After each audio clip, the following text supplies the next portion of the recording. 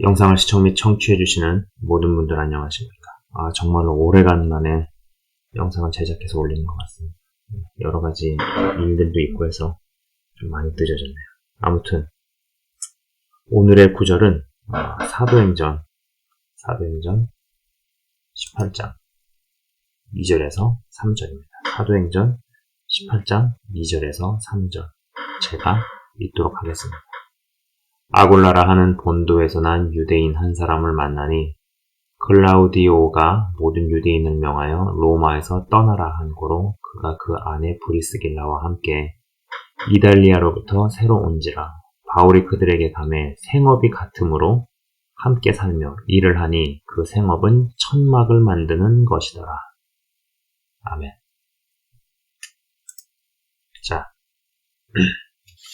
자, 지금 읽어드린 대목에서 제가 주의해서 보는 부분은 생업이 같으므로, 생업이 같답니다.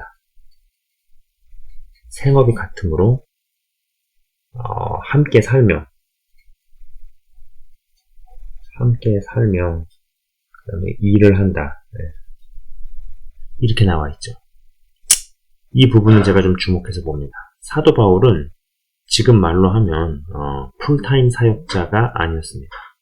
사역만 해서 먹고 살 수 있는 목회자 내지는 사역자가 아니었다는 것이죠. 그래서 여러분 아시는 것처럼 이 텐트 메이커 그런 말 쓰죠. 텐트를 만드는 일을 했고 또 천막입니다. 천막. 편의상 텐트라고 얘기했습니다. 또 브리스길라와 아굴라와 함께 경제 공동체를 이뤄서 함께 했습니다. 그죠? 중요한 개념입니다. 경제 공동체. 제가 볼 때 이 셋은요, 세 가지가 섞여 있습니다. 신앙 공동체 플러스 사역 공동체 플러스 경제 공동체. 제가 편의상 공동체라는 말은 뺐습니다. 신앙 공동체이자 사역 공동체이자 경제 공동체였던 셈입니다. 사역을 같이 하면서 또 동시에 생업도 같이 했기 때문에 보내는 시간들도 많았고 상대에 대해서 속속들이 알았습니다. 그리고 사도 바울이 로마서에서 브리스길라와 아굴라에게 문안하라고 하면서 그들은 나를 위해 목숨도 내어놓은 사람들이라고 이야기를 하죠. 이전 방송에서 코비드-19, 이 코로나 사태로 인해 그전에는 가정은 가정, 교회는 교회, 직장은 직장 이던 것이 점점 하나로 섞여간다고 이야기를 했었습니다. 여러분 기억하시죠? 이전 시리즈에서 제가 이전까지의 사람들이 갖고 있던 머릿속 개념은 가정은 가정이고 교회는 교회고 직장은 직장이고 다 분리돼서 생각을 했었죠. 그러나 그것이 이제 하나로 모여간다, 하나로 섞여간다고 이야기를 했었습니다. 가정과 교회가 하나로, 직장과 교회가 하나로. 그래서 학원교회, 가정교회 이러한 식이 되어가는 것이죠. 그리고 이러한 틀에 맞춰질 수 있도록 코비드-19을 통해 훈련하는 훈련을 우리 모두가 받고 있습니다. 미전도 종족 국가에서 쓰이는 선교 전략이 선교사나 목회자가 비즈니스나 유학생으로 입국을 해서 해당 지역에서 여행사나 카페를 운영을 하면서 현지인 직원들을 고용하고 그들에게 일자리를 제공하면서 그들에게 복음을 전하는 방법이 있습니다. 미전도 종족 국가의 단기 선교라도 한 번 이상씩 다녀오신 분들은 제가 하는 이야기를 아실 겁니다. 내가 선교사입니다. 내가 목회자입니다. 목사입니다. 라고 이야기를 하면요, 입국 자체가 되질 않죠. 그래서 거짓말을 하는 게 아니라 신분을 그 얘기를 하진 않고 자신의 신분 아이덴티티를 나는 여기에 사업 비자를 가지고 들어간다든지 아니면 유학 비자. 그래서 실제로 해당 국가, 미전도 종족 국가에 있는 학교에 등록을 해서 어학연수부터 시작을 한다든지 이런 식으로 아니면 투자자로 간다든지. 왜냐면 그래야지 그 나라에서 반깁니다. 그렇기 때문에 이러한 아이덴티티로 들어가지만 실제로는 목회자 혹은 선교사로서의 그런 사역을 할 때 비즈니스 혹은 유학생 아니면은 비즈니스 할 때는 뭐 여행사라든지 카페라든지 아니면은 뭐 그 외에 공장이라든지 뭐 이런 것들을 운영을 하면서 현지인 직원들을 고용을 하고 그들에게 일자리를 제공하면서 동시에 그들에게 복음을 전하는 방법이 유용했습니다. 뭐 이것이 이러한 접근이 뭐 비즈니스 앤 미션이냐 아니면은 비즈니스 as 미션이냐 이 논의는 별개로 하더라도요. 지금 이 시간엔 그거를 이야기하는 시간이 아니죠.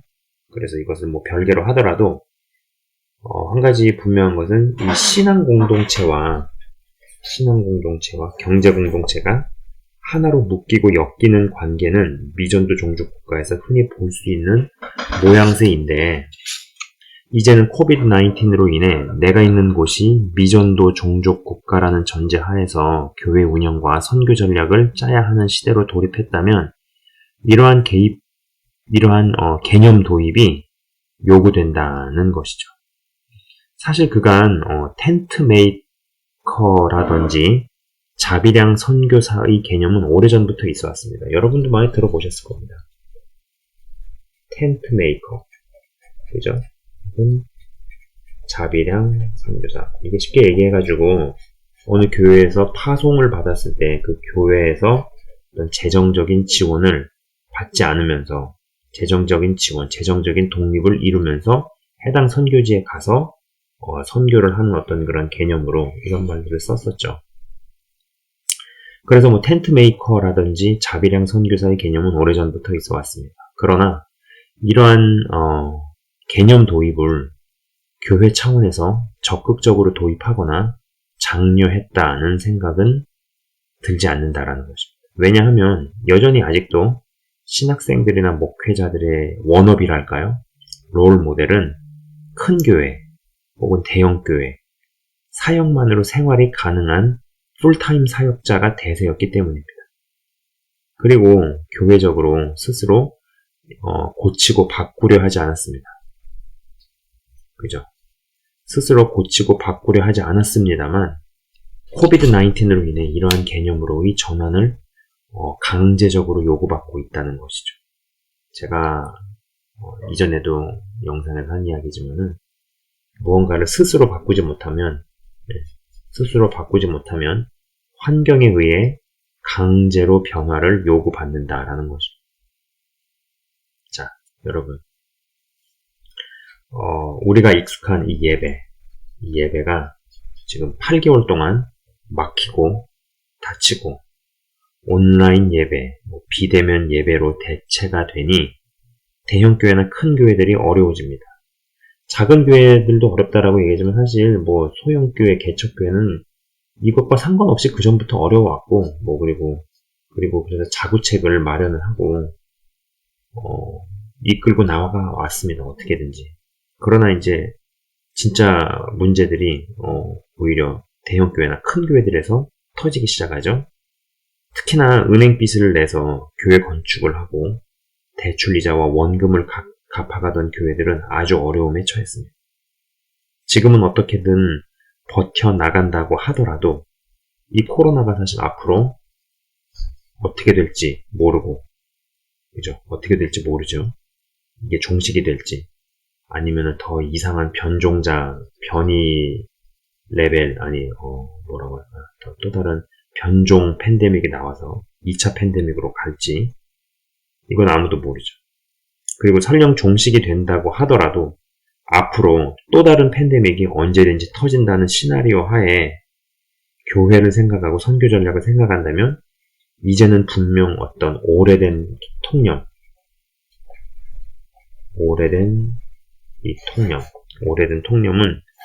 깨야 된다라는 것입니다. 코비드로 인해 8개월 정도 비대면 예배로 전환이 되니 점점 어려워지는 큰 교회들이 이제 교역자들을 내보내기 시작합니다. 헌금이 줄어드니 어쩔 수 없죠. 돈이 없는데 어떻게 하겠어요. 혹 어떤 사역자분은 그리 이야기를 합니다. 그 사역자분도 상당히 깨어 계시는 분이라고 저는 생각을 합니다. 네, 그리고 저도 가끔씩 그분의 영상을 이렇게 좀 볼 때가 있습니다. 이제 그런 무슨 얘기를 하시냐면은 이런 때 담임 목회자가 고통 분담을 해서 자신이 받을 것을 덜 받고 부교육자들과 나눠 가져야 한다고 이야기합니다. 또 여기에 덧붙여서 일이 될 거면은 왜 정부가 빤히 코비드-19을 이용해서 정치 방역을 하는 게 명백히 보이는데 다른 곳은 가만 놔두고 교회만 공격하는 게 명백한데 싸워야 할 때는 가만히 있다가 정부 방침에 아무 소리 안 하고 따라가니 결국 예배가 죽어버리고 교회들도 죽어가는 거 아니냐고 이야기를 하시더라고요. 정치 방역인 거는 명백한 사실이죠. 그죠? 다른 비즈니스 업장은 놔두고 교회만 가지고 뭐라고 하고 명백하게 무슨 뭐 팬데믹의 진원지이냐 이야기하는 게 너무나 분명하지 않습니까? 그죠? 그렇기 때문에 이거는 명백하게 정치 방역이 맞죠. 그리고 이것을 빌미 삼아서 교회를 예배를 금지시키는데 이렇게 갈 거를 지금 이렇게 갈 거를 몰랐느냐라는 거죠. 그 전에 단합하고 연합해서 대형 교회들이 싸웠으면은 이렇게까지 됐겠느냐라고 이야기하시는 것을 보았습니다. 제가 이제 언급하고 있는 이 분은요, 요새 유튜브 상에서 채널이 뭐 흔한 말로 떡상하고 있는 어떤 사역자이십니다. 귀한 분이라고 저도 생각을 합니다. 저도 들으면서 맞는 말이지만 그분의 이야기에 동의했어요. 맞는 말이지만 근데 이제 저는 거기에서 더 나가야 한다. 더 나아가서 아예 체질 자체를 바꿔야 한다는 생각이죠.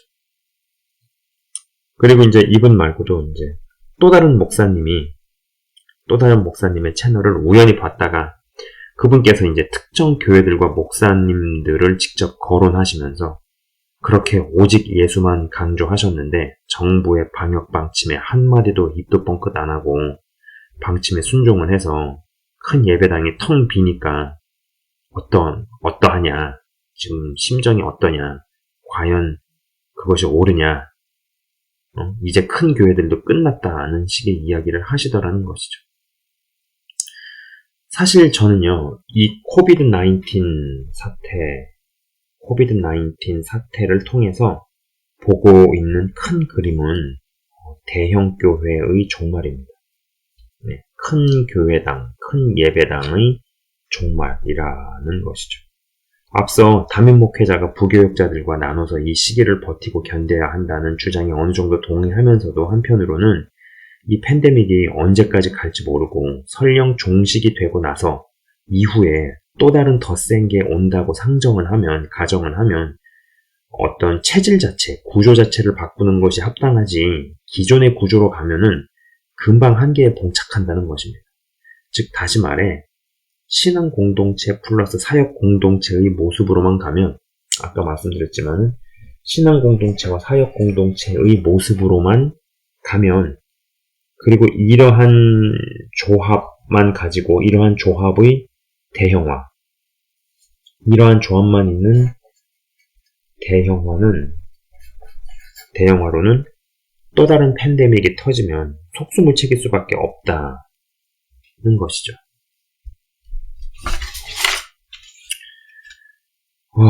그리고 팬데믹을 빌미로 교회들만 대놓고 티나게 정치 방역으로 올가매는 것을 봅니다. 이 일이 한국에만 있는 게 아니에요, 지금. 앞으로 정부라는 조직이 교회에 가할 탄압과 핍박이 커지면 커졌지 작아지진 않을 것이라고 가정을 한다면 대형화를 지향하는 사고방식은 분명 바뀌어야 한다는 것이죠. 2만 명 교인 교회를 일구려 하기보다는 교인 100명의 교회를 200개 세울 생각을 해야 합니다. 적고 작아야 눈에 띄지 않고 걸리지 않고 쉽게 잡히지 않는다는 것이죠. 그런데 어떤 분과의 대화를 해보고 나니 여전히 신학생이나 목사들 사이에서는 대형 교회로 키워내는 것, 자기 교회를 갖는 것에 대한 갈망이나 로망이 있다는 것입니다. 성도가 200~300명만 돼도 건축하겠다고 성도들과 갈등을 일으키고 교회가 깨지거나 횡령 혐의로 목사가 감옥을 가거나 등등의 일들이 비일비재하다는 것이죠. 코비드-19는 오랫동안 구조적으로 자리 잡은 큰 문제점에 하나님께서 가하시는 수술용 메스라는 생각입니다. 여러분, 사도 바울은 이 손수건만 던져서 귀신을 쫓을 정도의 능력자이고 성령의 사람이었는데 사역만 가지고 헌금을 받지 않고 텐트 메이킹이라는 생업이 있었다는 게 놀랍지 않나요? 그걸 곱씹어보면 참 놀랍다라는 생각입니다. 이제는 이런 부분을 진지하게 생각해야 한다는 것이죠. 이전에는 상당히 오랫동안 사회에서, 세상에서 받아들여져 왔던 개념이 이 중앙집권, 그 다음에 어떤 대량 생산, 그 다음에 대형화 있습니다. 이런 세 가지 단어 있죠. 오랜 기간 동안 사람들의 가슴속에, 마음속에 받아들여져 왔던 개념입니다. 세상에서 말이죠. 그리고 이러한 개념들에 맞춰지다 보니 교육도 획일화되는 것이 많았고, 대기업이나 혹은 방송국이라 하면 인력과 자본이 몰리는 구조가 일반적이었습니다. 그렇죠? 그리고 이제 중요한 것은 교회도 여기에 영향을 받았다라는 겁니다. 그래서 목회자들도 대형 교회를 꿈꾸고 여의도 모 교회가 사역자들의 워너비 같이 되기도 했지만 이 중앙 집권은 분명 탈중앙화로 점점 이동을 합니다. 이 중앙 집권은요, 탈중앙화로 점점 이동을 합니다. 물론 이제 여기에도 함정이 있지만요. 지금 오늘은 그 얘기를 하려고 하는 것이 아니기 때문에, 그러나 한 가지 분명한 것은 중앙 집권이 이제 탈중앙화로 이동을 한다라는 것이죠. 대형화는요, 소형화로 이동을 합니다. 지금 세상의 기술이나 방향은 분명 그렇게 가고 있습니다. 점점 거대 자본이 없어도, 인력이 없어도 굉장한 사업을 펼치는 게 가능해지는 시대로 가고 있습니다. 4차 산업시대가 본격적으로 펼쳐지면 더 그런 것들을 보게 됩니다. 거대 자본과 인력이 없어도 한 개인이 방송을 하는 시대죠. 거기에 몇 명, 소수의 인원 정도만 소수의 인원 정도만 더해져도 정말로 거대 자본과 인력이 있어야지 가능했다라고 생각했던 그런 방송의 퀄리티에 맞먹게 방송을 하는 것이 가능해지죠. 여러분, 그걸 다 우리가 보고 있는 시대에 살고 있습니다. 근데 방송만 그렇게 되는 게 아니라는 겁니다. 4차 산업시대가 본격적으로 펼쳐지면 비대면으로 되어지는 일들은 더 많아집니다. 산업 전반에 걸쳐 말이죠. 제가 이 방송에서, 이 시간에 그거를 자세히 이야기하고 싶은 생각은 없네요. 그러나 아시는 분들은 아시리라 생각을 합니다. 이러한 시대로 가게 될 때, 교회들은 과연 압박을 안 받겠느냐라는 겁니다. 물론 그런 시대로 가더라도, 사역만 함으로써, 풀타임 사역만 해서, 사례비를 받고 생활비를 벌고 하는 사람도 있을 겁니다. 그러나 분명한 것은 그것의 숫자는 점점 줄어들게 될 것이다 라는 것입니다.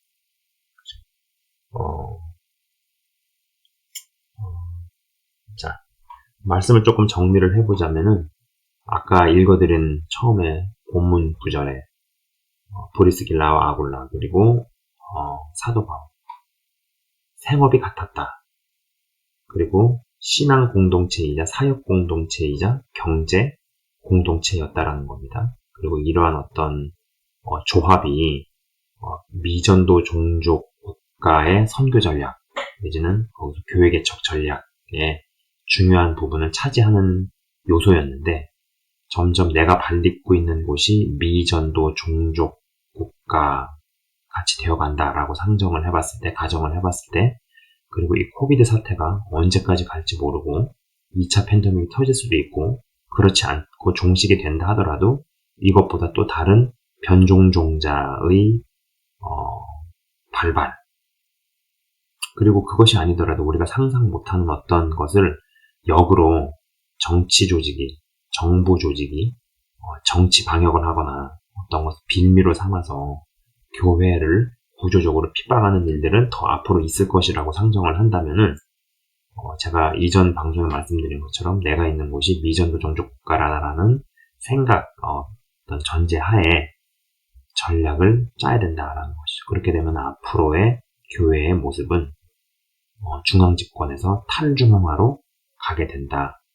갈 수밖에 없다라는 것입니다. 점점 풀타임 사역만 가지고 생업이 가능한 구조에서 사역도 하면서 동시에 생업이 있어야 하는 그런 구조. 그리고 이런 것을 생각해 봤을 때 제가 이전 방송에서 말씀을 드렸지만 가정은 가정이고 교회는 교회고 직장은 직장이고 교회는 교회였던 구조에서 가정교회, 직장교회, 학원교회 이러한 것들이 컨셉들이 개념들이 하나로 섞여 있는 그런 구조로 이동해 갈 것이다. 이동해 가게 된다라는 것이죠.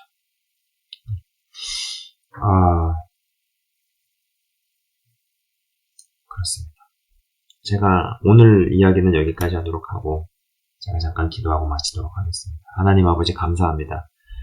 코비드-19 사태를 통해서 어려움도 겪지만 또 한편으로는 하나님께서 수술용 메스를 가하셔서 사람들 마음 가운데 오랫동안 자리 잡혀왔던 개념과 통념, 그러나 성경적이지 아니하고 건강하지 아니했던 개념과 통념을 손대시고 수술해 주시고 바꿔주심에 감사합니다.